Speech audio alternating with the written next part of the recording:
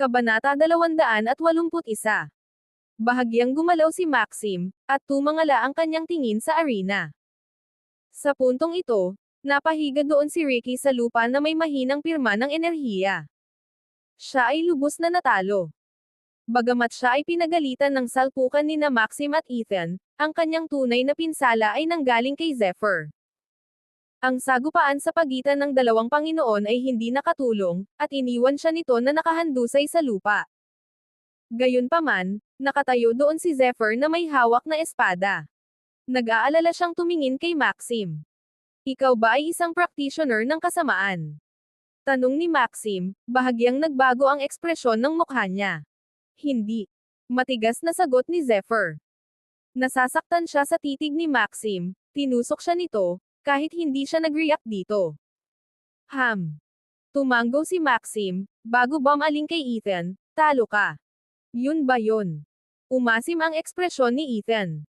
Hanggang doon lang ba? Kuya Maxim, huwag kang maglaro ng koy. Malaki ang posibilidad na ang B***star na ito ay isang apprentice ng Lunar Academy. Kung magiging koy ka, mapapahamak mo kaming lahat. Kung siya ay isang Lunar Apprentice, kung gayon siya ay isang banta, isang mapanganib, walang limitasyong pagbabanta, alam mo ba kung gaano kahalaga ang sandaling ito?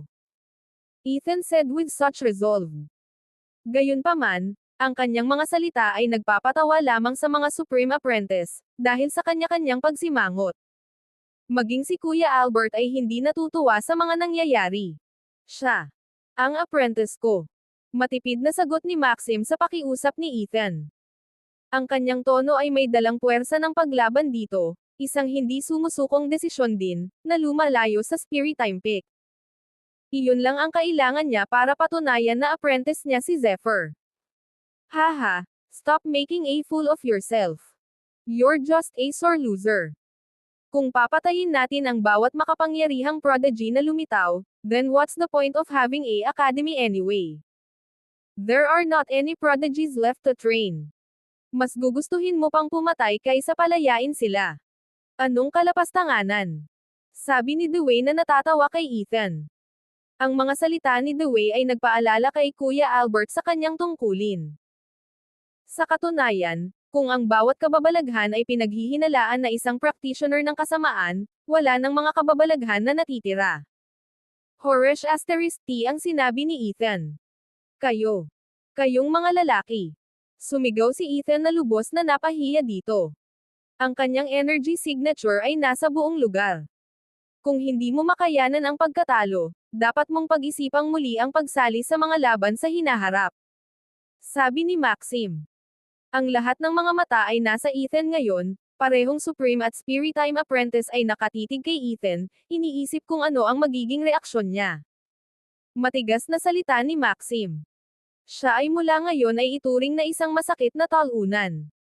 Kahit ang mga apprentice ng Horizon ay nanatiling nakayuko, sila rin ay napahiya. Kung ganoon, ang laban na ito ay mapupunta sa Supreme Peak. Mabilis na anunsyo ni Kuya Albert. Ang mga resulta ay halata. Ang natitirang mga apprentice ng Horizon ay hindi na kailangang magpatuloy, pagkatapos ng lahat, ang kanilang pinakamalakas na kapatid ay natalo. Hindi na kailangan pang magpatuloy. Napangiti si Ethan sa narinig. Marahas niyang hinampes ang kanyang robe, bago humakbang paalis. Maghintay. Tumawag si Maxim. May nakalimutan ka. Patuloy niya. Ano? Tanong ni Ethan, nanginginig siya sa galit. Anong gusto mo, Maxim? Galit na tanong ni Ethan. Wala na ang kanyang cool na kilos. Talo. Muling bigkas ni Maxim. It was all it took to trigger Ethan. Anong ibig mong sabihin? Maswerte ka lang sa pagkakataong ito, Maxim. Gayunpaman, sa susunod ay hindi ka na magiging maswerte. Kakayanin ko ang pagkawala ng 100,000 puntos. Dahil doon, inihagis ni Ethan ang isang green point ring kay Maxim ng napakabilis. Kabanata 282. May mga gagawin ako, I shall take my leave then. Maasim na sabi ni Ethan kay Kuya Albert.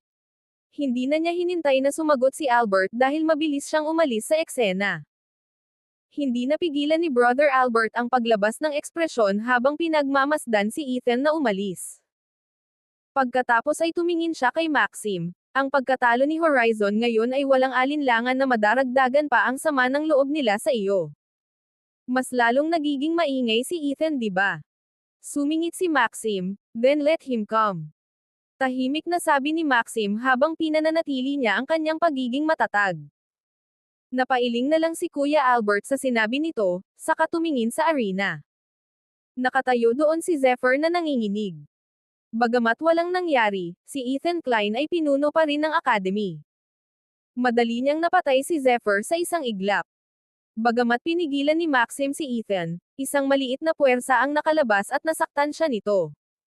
Ibang bagay ang batang ito. Na-overlook natin siya, di ba? Malakas siya, at nakamit ang focus, plus ang bilis niyang wala sa mundong ito. Kulang man siya sa potential, mahaba pa rin ang lakad niya. Kuya, kung tama ang pagkakaalala ko. Sumingit ulit si Maxim, they are not the same. Marahas na nagbago ang ekspresyon ni Maxim, nawala na ang pagiging stoic niya. Maging ang tono niya ay medyo kinilig. Ang kanyang ekspresyon ay nagsasabi ng isang biglaang pag-alala sa isang malayong nakaraan. Kailangan mong turuan siya ng matalino. Si Zephyr Khan ang magiging powerhouse ng Academy. Sabi ni Kuya Albert. Depende na yan sa kanya. Wika ni Maxim habang nakatingin kay Zephyr, medyo lamambot ang kanyang ekspresyon, bagamat mabilis na bumalik ang kanyang mga mata sa isang matalim na tingin. Kuya, naprotektahan mo ang karangalan ng Supreme Peak. Sino ang nakakaalam na naabot mo ang napakalakas na taas, na mas malakas kaysa sa akin? Papuri sa kanya ni Tristan pabalik.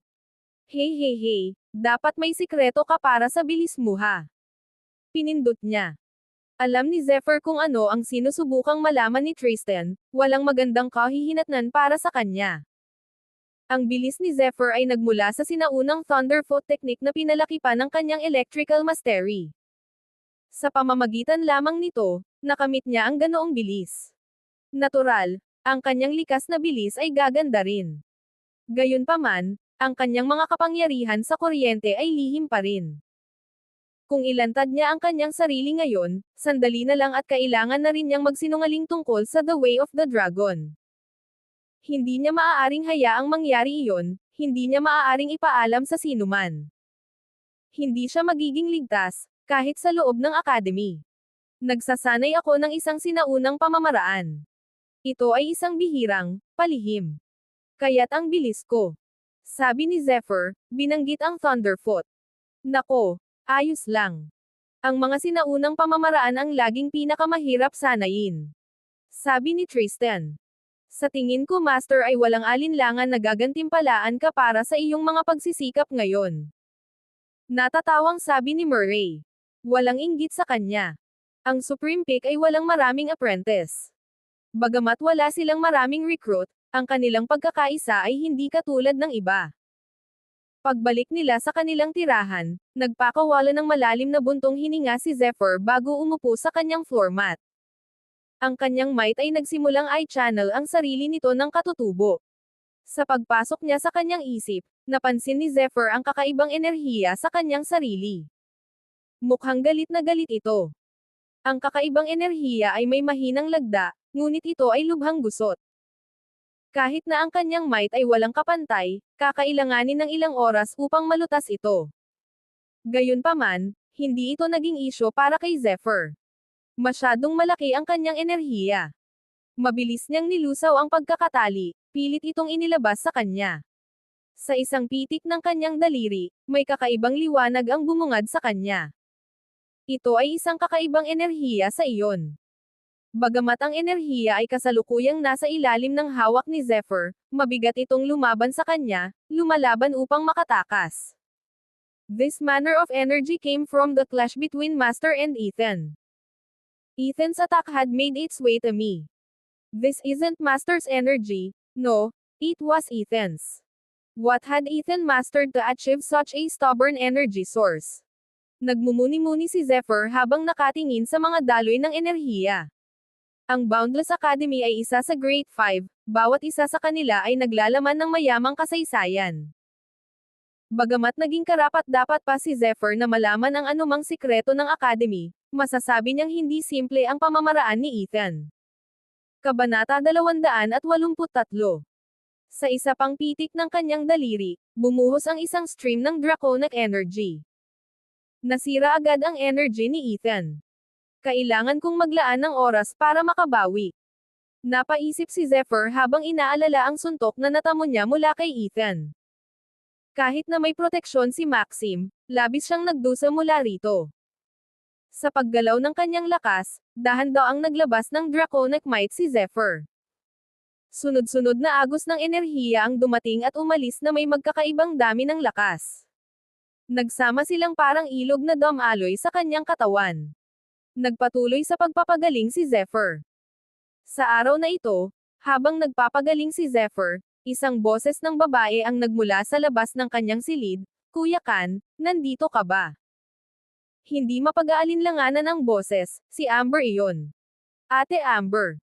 Wait, papunta na ako." Sagot ni Zephyr habang inaayos ang mga gamit niya bago lumabas ng building. Sa labas ng kanyang silid ay nakatayo si Amber, na sa ilalim ng sinag ng araw ay mukhang mapagkumbaba. Bahagyang hindi mapakali si Zephyr nang makita siya. Si Amber ay bahagi ng kanyang cohort, at isa sa ilang bagong recruit na isang babae. Sa makatuwid, maraming Supreme Apprentice ang naghangad na ligawan siya. "Kamusta ang sugat mo?" Tanong ni Zephyr, naaalala ang matinding pinsala na natamo niya sa sparring match dati. Mukhang gumaling na siya. "Ayos lang ako, salamat sa Supreme Medicines. Gayunpaman, napakalakas ng pag-atake na ininom ko. Kung hindi dahil sa tulong ng ilang mga kapatid na babae na muling balansehin ang aking lakas, mas matagal bago ako makabawi. Brother Kan, narito ako upang ipaalam sa iyo na hiniling ng Master ang aming presensya. Nais niyang gantimpalaan ang aming pakikilahok sa mga laban," sabi ni Amber. "Ngayon na talaga." Sagot ni Zephyr na ikinagulat niya. Siya ay nagpapagaling ng ilang sandali, at sa gayon, nakalimutan ang paglipas ng oras. Hindi niya inaasahan na darating ang kanyang gantimpala ng ganoon kaga. "Oo, nandyan na si Kuya Yang, dapat nakarating na tayo agad." Sabi ni Amber na namumula habang iniisip si Yang. Hindi siya masisisi, tutal, espesyal si Yang sa ganoon. Dahil speedster ang dalawa, mabilis silang nakarating sa Supreme Hall na walang isyo. Bukod kina Tristan at Murray, lahat ng naruroon ay bagong recruit.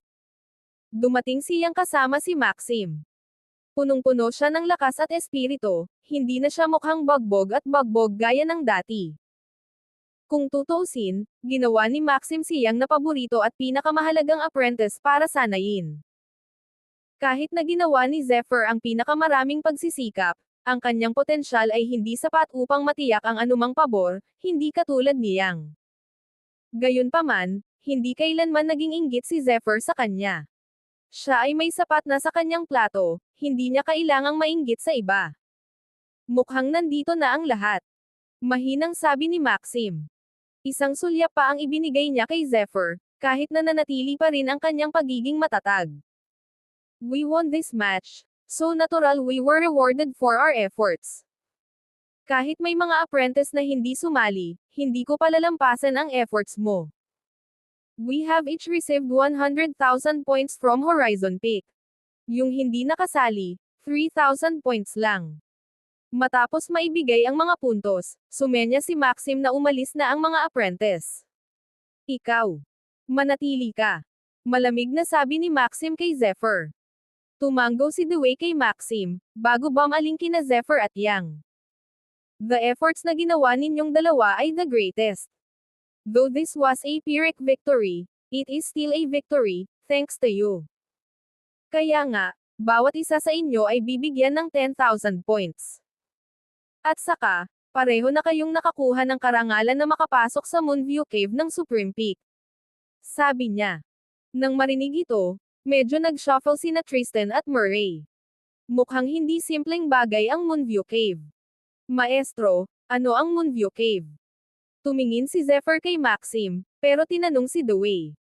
Ang Moonview Cave ay kung saan ang mga Supreme Masters ay umalis. Maraming mga aral ang naiwan doon para sa mga susunod na henerasyon. Ang Moonview Cave ay puno ng kakaibang enerhiya na nagpapalakas sa mga mandirigma sa loob. Sa buong academy, kami lamang ang may pagmamalaki na magkaroon ng ganoong lugar. Tanging ang pinakapangako na mga apprentice lang ang pinapayagang makapasok. Paliwanag niya. Sa madaling salita, maraming mga masters ang iniwan ang kanilang mga essences sa loob ng kuweba, na nagpapahintulot sa isang koneksyon sa tulay sa pagitan ng nakaraan at kasalukuyan, sa gayon ay gumagawa ng maraming malalakas na mandirigma. Of course, it comes with a price. Dahil ang ilan sa mga essences mo ay may iwan sa kuweba, kakailanganin ng maraming energy para makapasok. Kaya naman, pinapayuhan na umiwas sa kuweba maliban na lang kung may partikular kang pangangailangan para dito. Paliwanag ulit ni Dewey. Nang marinig ito, nagsimulang mag-alinlangan si Zephyr. Kung ang gayong kuweba ay humihingi ng labis sa bawat pasukan, sino mang papasok ay lalabas na iba-iba, maging mas malakas kung mayroon silang katapangan. Isa pa, kailangan mong maging agile para makapasok sa cave, ito ang pinakamababa. Hindi mo pa naaabot ang antas na ito, Zephyr, ngunit dahil marami kang nagawa para sa amin, papayagan kang pumasok kasama ni Yang. Nakangiting sabi ni Dewey kay Zephyr. Kabanata 284. Ang swerte naman kuya. Sabi ni Tristan habang sumusugod sila ni Murray para salubungin si Zephyr habang paalis na sila. Sinigurado ni Tristan na may pabatid ang kanyang selos sa pamamagitan ng marahas na pagtapik sa balikat ni Zephyr. Ganyan ba talaga ka-espesyal ang Moonview Cave? Tanong ni Zephyr. Kahit na ang isa ay maaaring makipag-usap sa mga nakaraang Supreme Master sa pamamagitan ng kanilang essences, ito ay isang nakakatakot na gawain talaga. Gaano man kahalaga ang Moonview Cave, hindi nito ginagarantiyahan ang kaguluhan sa paligid nito. How dare you? Hindi mo ba alam kung anong regalo ang binigay sa'yo? Tumawa si Murray. Pagkatapos ay nagpaliwanag pa siya. Sa loob ng Moonview Cave, bukod sa mga essence ng mga naunang masters, marami ring aral tungkol sa fighting styles at kung ano-ano pa. Minsan na akong nakapasok sa cave, at sa mga dingding ng kuweba. Maraming nakasulat na aral at aral mula sa mga nakaraang henerasyon. Doon ko napagtanto ang isang bagay sa pamamagitan ng mga turo na nagbigay daan sa akin na umunlad ng 10 ulit. Dagdag pa ni Tristan sa talakayan, talaga nga. Naranasan ko din yan. Sa cave ko natutunan ang aking Gaia Armor Technique. Hindi ka pani-pani walang malakas ang katawan ni Tristan sa simula, kapag ginamit ang kanyang Gaia Armor Technique, walang duda na walang makakasakit sa kanya. Hindi inaasahan ni Zephyr na makakamit niya ang teknik na iyon mula sa cave. Si Yang, na kanina pa sumusunod sa kanila, ay nagsimulang umasa. Dapat samantalahin yung dalawa ang pagkakataong ito. It is a once-in-a-lifetime chance after all. Not many apprentices would even get the chance to enter once. Paalala ni Murray sa kanila. Salamat sa tip, kuya. Pasasalamat na sagot ni Zephyr at Yang. Nang makarating sila sa Moonview Cave, napansin nila kung gaano kalinis ang bunganga ng kuweba. Ito ay napakabaog. Kahit na ang ilang mga palamuti ay natagpuan na may mga dragon at ahas na mga ukit sa kanila, bawat isa ay paikot-ikot. Habang papalapit si Zephyr, naramdaman niya ang kakaibang mystical energy na lumabas mula sa kuweba. Ito ay isang hindi kapani-pani walang kapangyarihan na sumipsip kay Zephyr. Mabilis na gumanti si Zephyr, nilabanan ang pagsipsip ng kuweba. Mabilis siyang nabalisa dito. Nakakatakot ito. Sambit niya. Maraming malalakas na manlalaban sa paligid. Malamig na sagot ni Yang. Isinaaktibo ni Zephyr ang kanyang kidlat, natuklasan ang maraming magagandang pirma ng enerhiya na nasa paligid. Nakatago silang mabuti, ngunit hindi maitago sa kidlat ni Zephyr ng matagal. Ituloy na natin, isang araw na lang tayo mag-training. Sabi ni Zephyr sabay tapik sa likod ni Yang. Binigyan lang sila ng isang araw para magsanay. Iyon ang kanilang sukdulang paghihigpit. Kailangan nilang umalis pagkatapos ng isang araw. Tumanggo si Yang. Habang nagpatuloy ang dalawa sa kanilang paglalakbay, nasalubong sila ng isang bagay na mga 15 talampakan ang layo mula sa bunganga ng kuweba. Sumalubong sa kanila ang mga agos ng enerhiya, na parang naramdaman ng malalakas ang kanilang presensya. Gayunpaman, tumugon sila na tila inaasahan ang kanilang pagdating. Matapos kumpirmahin ang kanilang pagkakakilanlan, mabilis na naglaho ang mga batis. Mabilis na pumasok si Zephyr sa Moonview Cave kasama si Yang.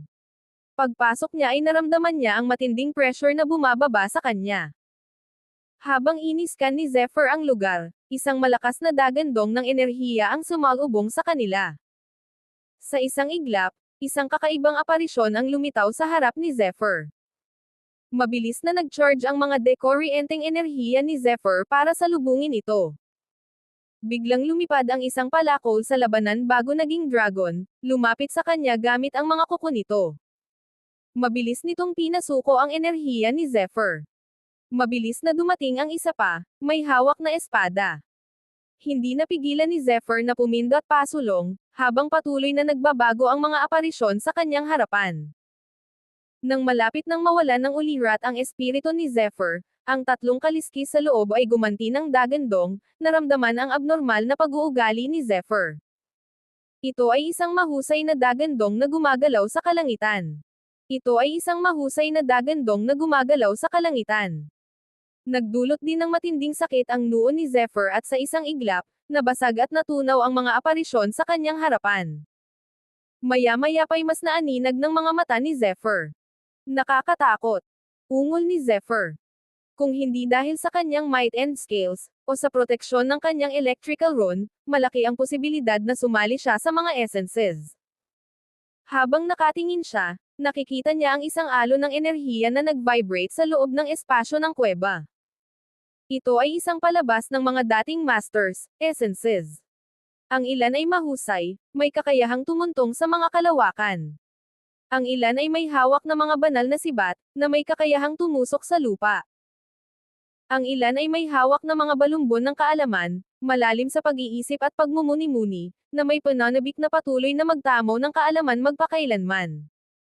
Kabanata 285. Sa paligid, naramdaman niya ang kanyang espiritu. Nadala sa kanyang nakikita. Siya ba? Upang ilagay ang kanyang sarili sa ganap na ito, walang. Habang patuloy na pinagmamasdan ni Zephyr ang kanyang pagdududa na maaari niyang makipag-usap sa mga asensya upang makahanap ng bagong antas ng karunungan sa kanyang mga diskarte.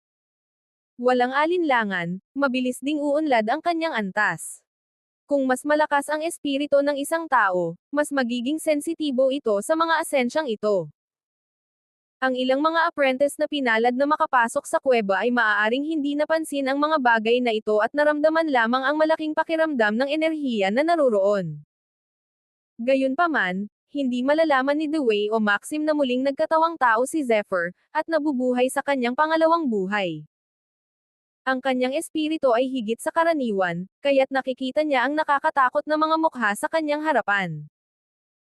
Habang nakatingin siya, sa wakas ay napagtanto ni Zephyr ang matinding kapangyarihan na taglay ng Supreme Peak, ang mga kasaysayang nilalaman nito ay may mga dakilang mandirigma noon. Alam niyang nasa isang banal na lugar siya. Gayunpaman, mabilis na inipon ni Zephyr ang kanyang sarili. Bagamat kahanga-hanga ang mga pagmumukhang ito, hindi ito nababagay sa kanya. Kailangan niya ng isa na makapagpapahusay sa kanyang kakayahan sa espada. Isa upang higit pang pagbutihin ang kanyang walang kapantay na galing sa talam. Bagamat malakas ang mga mandirigmang ito sa kanilang sariling karapatan, hindi sila ang kanyang hinahanap. Kailangan niya ng ilang oras, kailangan niyang gamitin ang kanyang might para maabot ang bagong taas. May nakuha na itong B*****, naisip ni Zephyr nang makitang naglalabas ng dark energy ang katawan niyang. Halatang may naabot siya. Hindi napigilan ni Zephyr na maiyak sa kung gaano kalaibag ang isang taong may sinaunang bloodline. Nagsimulang maglakad si Zephyr, dahan-dahan. Nagpatuloy siya, pakiramdam ang mga essences ay lumalakas at mas makapal. Hindi nagtagal, ang lakas ay bumagsak kay Zephyr, kaya nahihirapan siyang huminga. Gayunpaman, sa iba, Tila walang nakamit si Zephyr, o napagtanto ang anumang mga diskarte. Ang tanging nakikita lang nila ay ang pagpindot niya. Sa labas ng kuweba mga 10 milya ang layo ay may 2 tao na nakaupo sa isang banig. Ang isa sa kanila ay nakangiti ng maliwanag sa langit, na may isang bote ng alak sa tabi nila. Sila ay umiinom ng malalaking lagok mula rito paminsan-minsan. Ang isa pa ay nagpapanatili ng isang stoic na hitsura. Si Dewey at Maxim iyon. Sa oras na ito, tumingin silang dalawa sa malayo na may apoy sa kanilang mga puso. Para silang dalawang shooting star. Hindi ka panipaniwala, napakabilis na pumasok si Yang sa isang estado ng kaliwanagan. Sabi ni Dewey na may pag-asa na tuwang-tuwa. Ang titig niya ay parang nakikita niya ang lahat sa loob ng kuweba. Oo nga. Tumango si Maxim, puno ng kasiyahan ang kanyang mga mata. Ang kanilang kapangyarihan ay hindi kapanipaniwala, bagamat sila ay 10 milya ang layo, madali nilang maramdaman ang ginagawa ni na Zephyr at Yang sa kuweba. Sadly, Zephyr's potential just isn't enough. Somehow he's managing to continue on, deeper into the cave. It would seem he didn't felt anything. Dewey said as he watched Zephyr venture deeper. Sadly, this would be his only chance. Kung si Murray o Tristan ang nandoon, there's no doubt skyrocket their power once more. Napaluha si Dewey. Talaga. Malamig na sagot ni Maxim, kahit na ang kanyang mga mata ay patuloy na tumitingin ng may pagtataka. Talaga bang hindi mararamdaman ng isang taong nakamit ang isang focus? Ipinagpatuloy ni Zephyr ang nakakatakot na gawain ng pagpindot, hakbang-hakbang. Para sa mga tagalabas ay hindi ito magmumukhang mahirap, dahil si Zephyr ay tila malugod na naglalakad, walang pakiramdam sa anumang nasa paligid niya. Ang katotohanan ay maraming mga pagpapakita ng mga nakaraang mandirigma ang nagaganap sa paligid niya. May mga general, pag-ulan ng bulalakaw, pagbagsak ng kalangitan, at nakasisilaw na mga banal na ilaw. Ang ilan ay nagsalita sa kakaiba, sinaunang mga wika, na sinamahan ng apoy ng impyerno. Gayunpaman, hindi ito ang gusto ni Zephyr. Bagamat matibay ang mga asensyang ito, hindi ito nababagay sa kanya, bagaman hindi niya ibinasura ang katotohanang bibigyan siya ng mga ito ng kapangyarihan. Gayunpaman, alam din ni Zephyr na hindi kumpleto ang mga asensyang ito.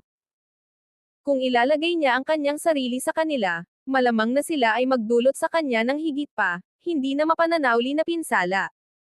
Damn it, bakit walang para sa akin? Napaungol si Zephyr habang dinadaanan niya ang maraming essence. Lumapit sila sa kanya, sabik na ibigay ang kanilang kakanyahan, bagaman naramdaman ni Zephyr na para siyang nasa isang kabangyaman na walang nakikitang mahalaga. Nang makarating si Zephyr sa dulo ng kuweba, napabuntong hininga na lamang siya at tumalikod na para umalis. Siya ay sumusuko. Ang mga matatandang essences ay mas walang kinang kaysa sa mga bago. Alinmang paraan, hindi niya kayang patuloy na labanan ang mga ito, kahit na sa kanyang runic na kakayahan o sa kanyang might. Kung hindi dahil sa kanila, mas maaga siyang bumagsak. Ano yun? Sabi niya habang lumingon, napansin ang isang sinag ng liwanag. Ito ay isang makinis na pader ng kuweba, at sa ibabaw nito ay maraming iba't ibang peklat. Ang mga ito ay inukit na walang tula o ritmo, na walang halaga. Gayunpaman, pinagtuunan ito ng pansin ni Zephyr, na pagtanto na walang mga essences na natipon sa paligid ng peklat na pader na ito. Walang nasa loob ng 300 talampakan na lugar, na para bang ito ay isang ipinagbabawal na bahagi. Unless, naisip ni Zephyr, mabilis na nakuha ang kanyang focus. Ang kanyang ron ay tumutunog, at ang kanyang mga kaliskis ay umaatungal. May nararamdaman siya mula rito. Biglang may kumatok na ingay mula sa tabi niya. Sa kanyang harapan, dahan-daang lumitaw ang kislap ng isang espada. Kabanata 286. Sa wakas, lumitaw ang isang liwanag ng espada na may kumalabog na tunog. Ang tunog na umalangaw-ngaw sa tenga ni Zephyr ay bigla siyang nakaramdam ng pagkahilo. Pagkatapos noon, ang tanging natitira ay itong napakalakas na liwanag ng espada. Ang liwanag ng espada ay kasing kitid ng ningas ng kandila at parang mapapabuga. Ito ay kung saan pinasinungalingan ang tunay na maringal na kapangyarihan na taglay nito ang katotohanan na ang liwanag ng espada ay maaaring maging isang espada mismo. Unti-unting nagbago ang ekspresyon ni Zephyr. Kadiliman ang buong paligid at tanging liwanag ng espada ang tanging nakikita niya. Nagsimulang lumawak ang liwanag ng espada sa mismong mga mata niya. Biglang kumislap ang liwanag ng espada na parang tinatawanan siya bago sumabog mula rito ang isang malakas at walang hangganang aura. Ang tibak na ito ay parang nilayon nitong hatiin ang langit at magbukas ng bagong panahon ng magulong mundo. Ang liwanag ng espada ay muling kumurap, na parang nag-iisa itong kumokontrol sa lahat ng mga Diyos sa langit, at nais nitong maging unang sinag ng sikat ng araw sa bagong panahon na ito. Ang hindi masasalungat na focus ni Zephyr ay nagwawalis at paulit-ulit na bumagsak sa liwanag ng espada. Ang bawat pag-crash ay nagdulot ng isang nakakabasag na tunog. Ang mamamatay tao na pagkilos na ito ay magpapang-inig sa lahat ng mga Diyos sa kanilang mga bota. Ang gamulong na bladed na enerhiya ay parang nagninangas na apoy na nagdulot ng pagbagsak ng kalawakan. Sa pagtingin sa liwanag ng espada, nagdulot ito ng matinding sakit sa kanyang mga mata. Gayunpaman, hindi niya inilihis ang kanyang mga mata dito, sa halip ay itinoon niya ang kanyang tingin dito, na tugma sa espiritu ng pakikipaglaban ng espada. Sa wakas ay naunawaan na niya kung bakit walang anuman sa may peklat na pader na ito. Hindi dahil nakatago ang asensya ngunit wala man lang matagpuan doon. Masyadong makapangyarihan ang asensya ng espada hanggang sa hindi man lang malampasan ng ibang manlalaban ang teritoryo nito. Nang muling tumunog ang sigaw ng espada, nagbago ang eksena bago si Zephyr.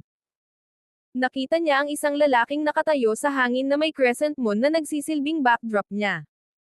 Sa likod niya ay may espada. Sa ibaba niya, ang walang hanggan na karagatan ay nagngangalit sa mga nag-aalburusang alon na parang may kumukulog na bagyo sa ilalim ng tubig. Hindi niya maaninag ang mga katangian ng lalaki ngunit nasasabi niya sa kanyang aura na nalulungkot at nanlulumo ang lalaki. Ang lalaki ay nakatayo doon na parang isang sinaunang Diyos, na nakatingin kay Zephyr. Biglang nanginig ang espada sa likod niya. Ang friction na dulot ng quiver ay umalangaw sa isang radius na 1,000,000 milya. Sa ilang sandali, ang lahat sa mundo ay nanginig at nanginginig sa kinalalagyan nito. Para bang ang lahat ng mga nilalang ay sumasamba at umaawit ng mga papuri habang ang lahat ng mga bagay na hindi nakikita ay nahulog sa isang malalim at solemne na katahimikan. Isang walang hangganang kapangyarihan ang agad na bumaril mula sa espada sa likod niya at isang malakas na dumadagandong na boom ang naganap. Nang mangyari ito, ang karagatang namuo noon ay nahulog sa malalim na katahimikan. Parang ang langit, lupa, at mga karagatan ngayon ay umikot lahat sa kanya, na konektado bilang isa. Pwede ba? Pagtingin sa lalaki, may naintindihan si Zephyr.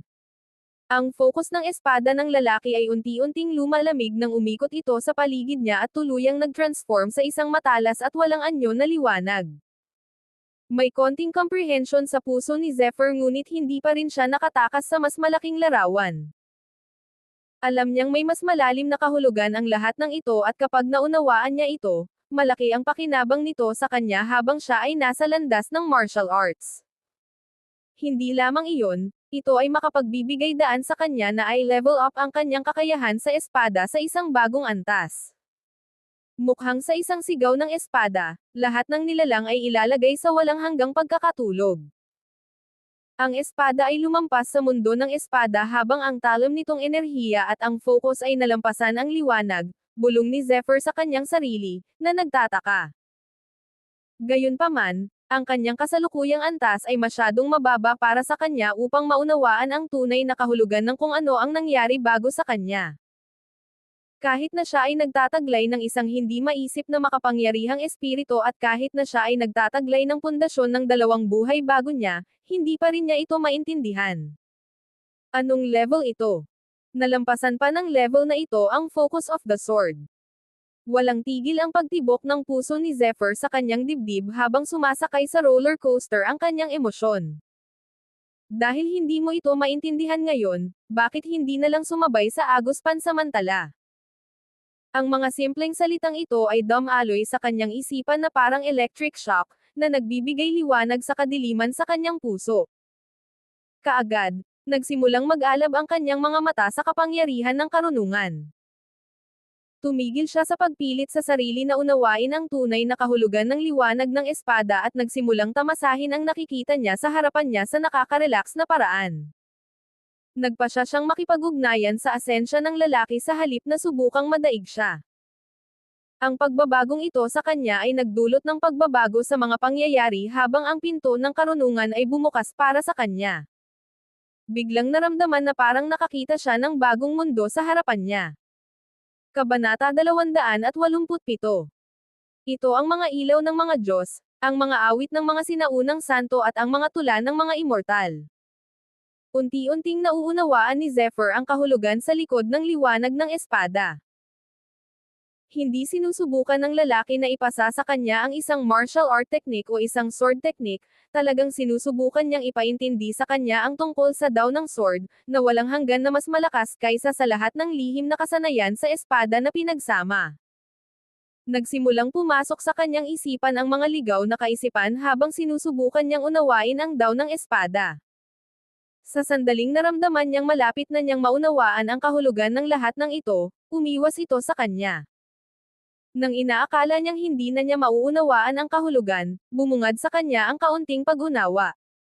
Sa huli, parang habulan ng gansa. Sinubukan lang niyang ituon ang atensyon sa liwanag ng espada sa gitna ng kaguluhan sa kanyang isipan.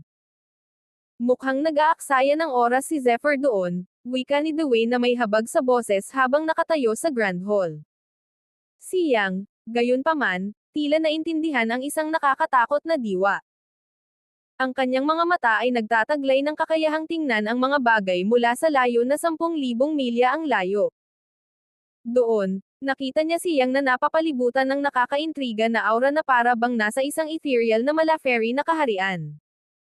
Ang makinang na nilikha ng Ron ay parang 1,000 gintong kamao.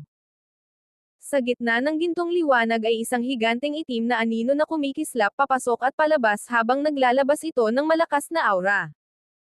Ito ay ang condensation ng tunay na enerhiya ni Yang na sumabog na baliw. Si Zephyr naman ay parang walang naintindihan habang nakatayo na parang matigas na bato. Nakakunot ang noo ni Maxim na naka-cross-legged sa tabi ni Dewey pero hindi siya umimik. Ang kanyang atensyon ay buo kay Zephyr at ang kanyang mga mata ay hindi umalis sa kanya. Walang emosyon ang kanyang mukha na walang emosyon maliban sa patuloy na pagkibot ng kanyang mga kilay na parang may iniisip. Kuya Maxim, I think there's no need for we to continue observing Zephyr. Totoo naman na naintindihan niya ang focus of the sword pero nagkataon lang. Hindi magkakaroon ng chance na manalo ang mga apprentice natin sa sparring kanina kung hindi dahil sa outburst ni Ethan, kaya walang paraan na ngumiti si Zephyr sa reaction ni Dewey. Mamam, sagot ni Maxim sa walang kwentang paraan. Ang parehong tugon, ang parehong tono, ang parehong kalabuan ng hindi alam kung ito ay isang oo o hindi. Ang lahat ng kanyang mga sagot ay katulad nito sa simula pa lamang. Bumalik sa Moonview Cave, isang nakakasilaw na liwanag na hindi nakikita ng mga normal na tao ang bumaril mula sa pagitan ng mga kilay ni Zephyr habang ang focus ng espada ay napuno sa kanyang katawan at lumikha ng isang malakas na pangunawa. Sa wakas ay sinimulan niyang makita ang makapangyarihang katangian ng liwanag ng espada na lubhang nagpapataas ng kapangyarihan ng kanyang focus of the sword. Ang pagkakaroon ay katulad ng isang puwersa na taliwas sa kapangyarihan. Ang puwersang ito ay nalampasan ang kanyang pagkaunawa sa kung paano gumagana ang mundo.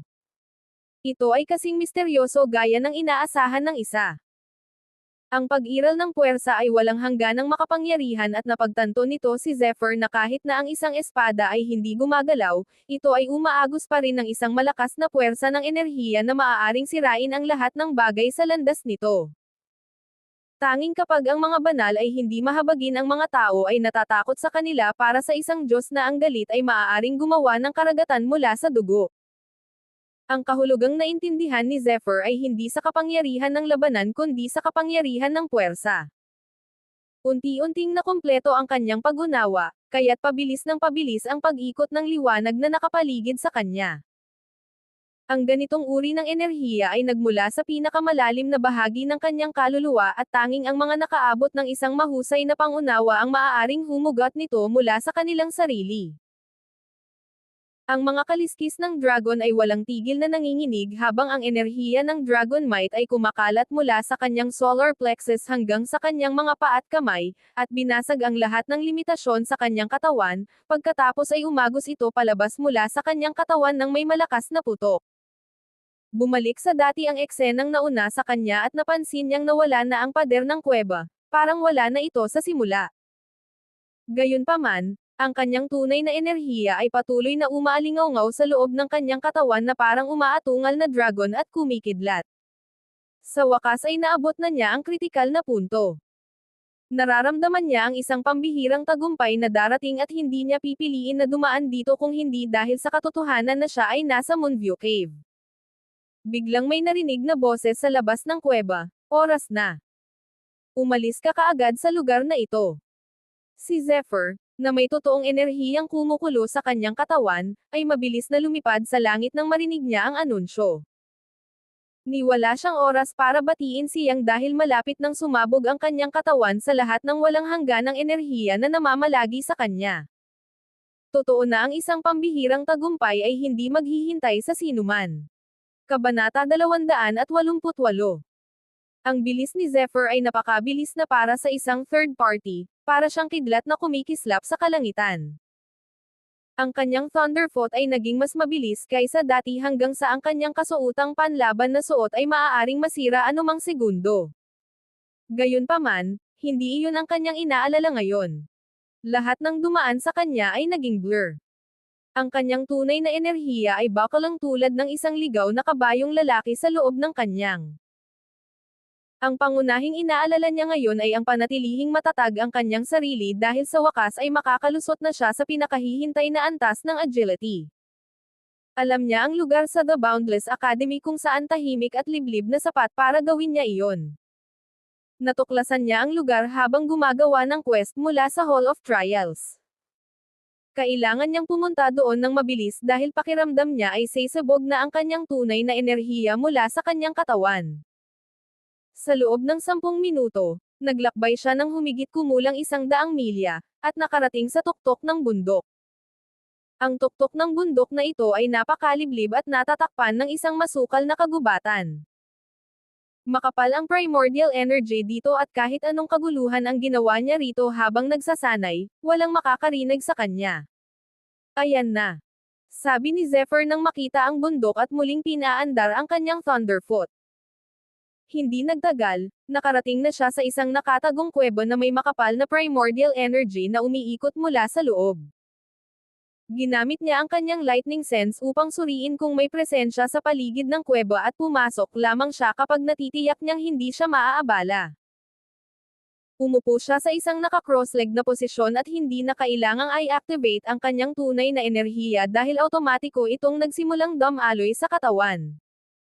Lumiwanag ang kulog sa paligid niya habang ang nakakatakot na kapangyarihan ng Dragon's Might ay dumaloy sa kanyang katawan. Kumalat ito sa hangin na naging dahilan upang manginig ang mga nakatagong nilalang sa paligid at tumakbo para sa kanilang buhay. Mukhang ang aking tunay na enerhiya ay umabot na sa tuktok nito, na nagpapahintulot sa akin na masira ang lahat ng mga limitasyon sa aking katawan. Nadobol ang totoong enerhiya ni Zephyr at ito ay bago pa man siya makalusot sa agility level. Kaya, hindi niya maisip kung gaano siya magiging malakas kapag nalampasan na niya ang antas ng agility. Ang kidlat na ron sa pagitan ng kanyang mga kilay ay nagsimulang kumislap at ang tatlong kaliskis ng dragon sa kanyang katawan ay nagpakawala ng walang katapusang malakas na dagandong habang si Zephyr ay ganap na pinakawalan ang kanyang tunay na enerhiya mula sa pagpilit nito. Isang nakakatakot na aura ang naging sanhi ng hindi mapigil ang pagyanig ng lupa na may 100,000 radius nang magsimula itong magkawatak-watek.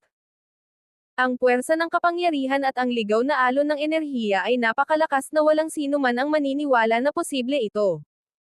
Hindi bababasa, kung hindi nila ito nakita ng kanilang mga mata. Kaya naman, buti na lang nagtago siya sa liblib na kuweba. Kung hindi, Ang kanyang lihim ng Dragon's Might ay maaaring malantad ng iba pang mga manlalaban sa The Boundless Academy kung pinili niyang ilabas ang kanyang tunay na enerhiya doon. Gawin natin ito. Napaungol si Zephyr sa sarili habang pinapakawalan ang pigil ng kanyang katawan. Ang hindi mapigilan na tunay na enerhiya sa kanyang katawan, na napalaya mula sa pagpilit nito, ay nagsimulang umungol ng mabangis. Dati ay nakayuko ito na parang mabangis na kabayong lalaki at ngayon ay naging isang dragon na humahampas matapos alisin ang mga hadlang.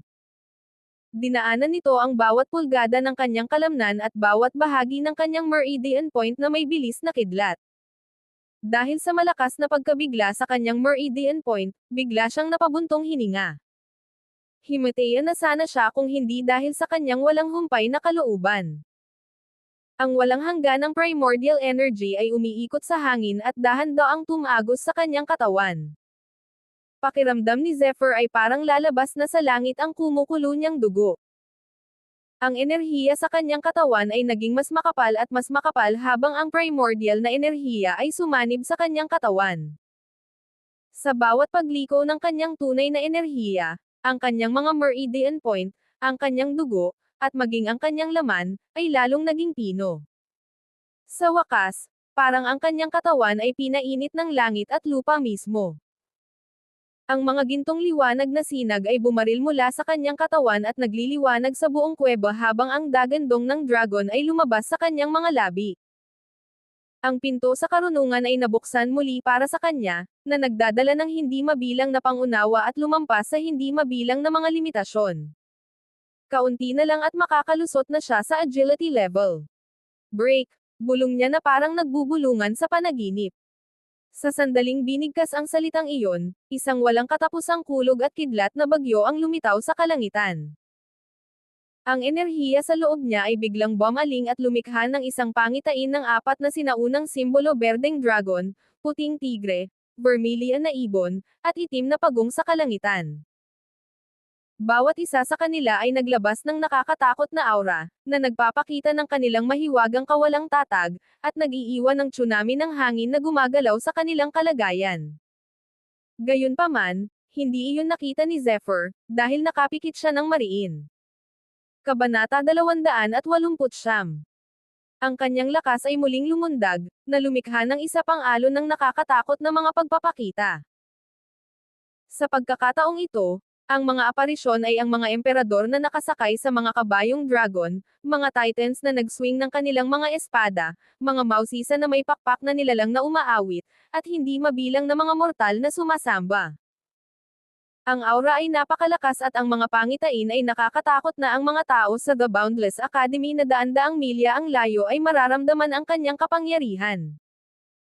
Sa kailaliman ng isang misteryosong bundok sa The Boundless Academy, dahan-daang iminulat ng isang matandang lalaki ang kanyang mga mata at nanlaki ang mga matang iyon nang makita niya ang mga pangitain sa kalangitan. Sa pagsaksi nito, bahagyang nagbago ang ekspresyon ng mukha niya. Ano ba ang mga iyon? Baka sila. Nanginginig ang kanyang katawan na parang may naisip at mabilis na hinanap ang pinanggalingan ng mga pangitain. Gayunpaman, gaano man niya ito hinanap, hindi niya ito mahanap. Na kung saan ay isang napakakakaibang bagay, talaga. Sa Supreme Peak, biglang gumalaw ang karaniwang walang kibo na mukha ni Maxim na para bang may lumalangoy sa pagitan niya habang ibinuka at ipinikit niya ang kanyang mga mata ng malalim.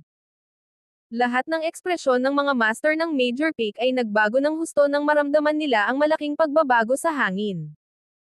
Gayunpaman, hindi rin nila mahanap ang pinagmulan ng mga pangitain. Bumalik sa bundok, nakaupo pa rin si Zephyr na naka-cross-legged sa kuweba. Ang kanyang enerhiya ay parang lava na dumadaloy sa kanyang ugat habang ang kanyang tunay na enerhiya ay kumakalat sa bawat bahagi ng kanyang katawan tulad ng mga celestial na katawan na lumalangoy sa kalangitan sa gabi. Ang mga pagbabagong dumaraan sa kanyang katawan ay nagdulot sa kanya ng hindi masusukat na sakit, ngunit nanatili siyang hindi gumagalaw na parang isang malaking bato. Matyaga niyang hinintay na mawala ang sakit habang iniintindi ang mga pagbabago sa kanyang katawan. Sa sandaling iyon, isang maladragon na malakas na enerhiya ang dumaloy sa kanyang katawan, na winasak ang lahat ng limitasyon sa kanyang katawan hanggang sa wala nang natira sa kanyang lumang katawan. Kaya, Sa wakas ay nakalusot na siya sa antas ng agility. Upang maabot ang antas na ito, kinailangan ni Zephyr na magsanay ng 10 beses na mas mahirap kaysa sa iba pang manlalaban. Ito ay dahil ang mga kinakailangan ng Dragon's Might para sa pagsasanay ay mahigpit. Na naging lubhang mahirap na makapasok sa anumang antas. Kung hindi dahil sa katotohanang iyon na siya ay naging maswerte, siya ay nangangamba na baka umabot pa siya ng 10 taon upang maabot ang antas na ito. Sa sandaling naabot niya ang antas ng agility, ang kidlat na kasing kidlat ng katawan ng tao ay bumagsak mula sa langit at tumama kay Zephyr. Pagpino ng kidlat. Isip ni Zephyr. Hindi siya nagpanik nang tamaan siya ng kidlat. Sa katunayan, nagsisimula na siyang makaramdam ng antas ng kaginhawaan na hindi niya kailanman naramdaman habang pinapakain ng kidlat ang bawat pulgada ng kanyang katawan. Nagsimulang umikot ang Dragon's Might at pinaliguan siya ng gintong liwanag. Pagkatapos, isang puro sinag ng gininto ang liwanag ang bumaril mula sa kanyang glabela na may malakas na dagandong. Ang kanyang tunay na enerhiya ay inilabas at nagngangalit habang ang walang hanggan na enerhiya ay pumapasok sa kanyang katawan.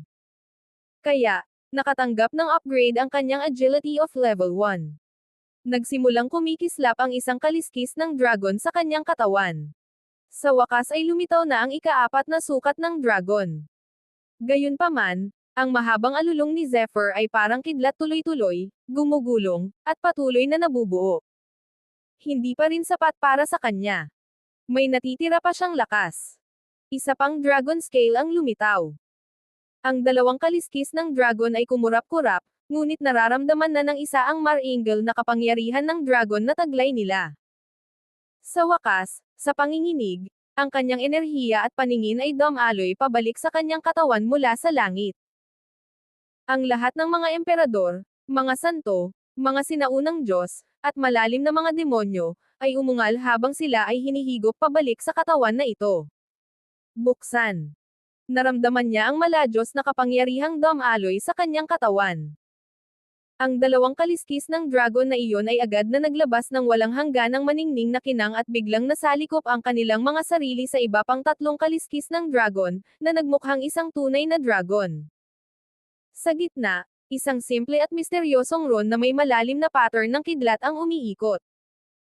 Sa pagsilang ng kaliskis ng dragon at sa pagpapala ng misteryosong kapangyarihang ito sa kanyang katawan, muling sumabog ang enerhiya ni Zephyr. Talagang itinaas niya ang kanyang cultivation base sa isang bagong antas muli. Kaya, naging agility siya ng level 2. Ang bilis ng pag-level up mula sa strength ng level 9 hanggang sa agility ng level 2 ay nagparamdam sa kanya na parang makakamit niya ang anuman. Ang lahat ng iba pa niyang katangian espiritu, karunungan sa mga kapangyarihang elektrikal, at ang paglaki ng Dragon's Might ay nakatanggap ng bagong pagbabago. Hindi na siya ang matandang Zephyr. Nagkaroon ng kuryente mula sa kanyang mga mata nang idilat niya ang mga ito, at kasama ang kanyang walang anyo na focus of the sword. Kasabay nito, lumipad siya sa kalangitan sa isang nakasisilaw na asol na liwanag. Kabanata 270. Ito ay hindi kapanipaniwala. Natuwa si Zephyr na may ngiti sa kanyang mukha habang umiikot ang marilag na tunay na enerhiya sa kanyang katawan. Siya ay naligo sa isang makinang na gintong liwanag ng kanyang tunay na enerhiya at ang asol na liwanag ng kanyang electrical powers. Ang ginto at asol na liwanag ay naghiwalay at muling humiwalay sa isa't isa. Ginagawa silang tila misteryoso. Ang tunay na enerhiya at kapangyarihan ni Zephyr ay tumaas ng 10 beses habang ang kanyang kaliskis ng dragon ay tumaas ng 2, na naging kabuoang 5 kaliskis ng dragon sa kanyang katawan. Kahit na siya ay humanga sa kanyang sariling pag-unlad. Kahit na hindi niya ginamit ang kanyang electrical powers, ang pagkakaroon ng 5 kaliskis ng dragon ay katulad ng 5 beses na pagtaas ng kapangyarihan. Hindi niya maisip kung gaano katikot ang kanyang pag-atake. Malamang na mailabas niya si Ricky Schaffer ng isang suntok ngayon. Malaki ang pag-unlad ng aking electrical powers. Ang kombinasyon ng electrical powers at ang Dragon's Might True Energy ngayon ay naging posible para sa akin na maparalisa ang aking kalaban sa 2 o 3 hakbang. Nakita ni Zephyr kung ano ang maaaring gawin ng kanyang electrical power paralysis. Ang kanyang pinakamahusay na halimbawa ay si Ricky Schaffer. Kaya naman, hindi siya nang ahas na maliitin ito. Ang epekto ay magiging sanhi ng pagiging matigas ng mga kalamnan ng isang tao at ang lakas ng pakikipaglaban ng isa ay bumaba. Ito ay magbibigay kay Zephyr ng pagkakataon na madaling makuha ang kanyang kalaban. Hindi lamang naging mas malakas ang aking paralysis power kundi pati na rin ang mapanirang kapangyarihan nito. Bago umabot sa agility ng level 2, ang kanyang electrical power ay may kakayahan lamang na ma-stun ang kanyang kalaban, ngunit ngayon ay dumating na ito na may bagong kakayahan na durugan ang kanilang mga buto at laman. Sigurado siyang magiging kapaki-pakinabang ito balang araw. Hindi lang iyon, pagkatapos maabot ang agility ng level 2, ang aparisyon ng lightning spear ay naging napakalinaw na kitang-kita niya ang pattern ng kidlat na umaagos pataas at pababa habang ito ay nabuff ng hindi mabilang na ron. Si Zephyr ay may isang tiyak na premonition na ang kabagsikan ng lightning spear ay naging napakalakas na kahit si Leonard Briggs ay gagawa ng mabuti na huwag tumawid sa kanya. Sa wakas, mayroon akong paraan upang protektahan ang aking sarili. Nakangiting sabi ni Zephyr.